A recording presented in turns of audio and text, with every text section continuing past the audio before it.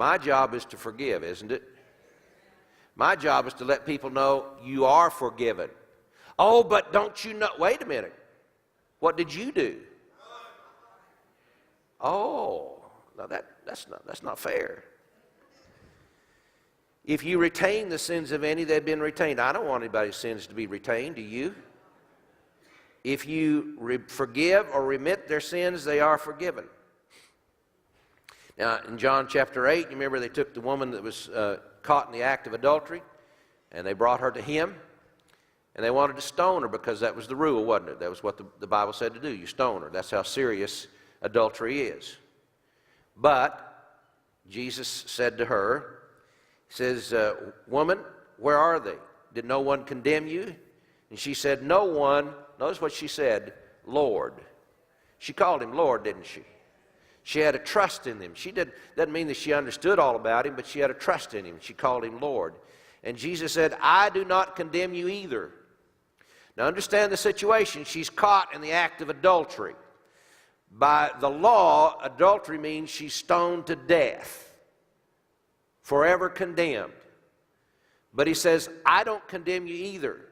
He goes on to say, go from now on, sin no more.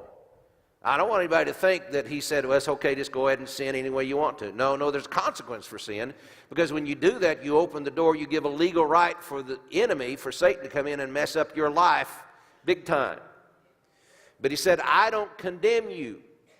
This is before he went to the cross. If he didn't condemn the woman in adultery at that moment, why should we condemn people? Why should we condemn people? Oh, but you don't know what they did. Okay, did they do something worthy of being stoned to death? Even if they did something worthy of being stoned to death, I want to be like Jesus. I don't condemn you either.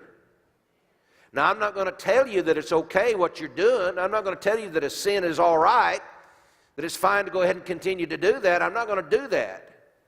But I'm not going to condemn you. I'm going to tell you that there is forgiveness in Jesus. Let's turn over to Romans chapter 5, the second page. Romans chapter 5 and verse 8. See, I want to stress that we need to confess and declare to the world, your sins are forgiven. I'm preaching real good here now, so I'd let you know. Romans 5 verse 8. But God demonstrates his own love toward us in that after we cleaned our lives up and after we did everything right, he accepted us. Is that what it says? Do you remember some of the rotten things that you did?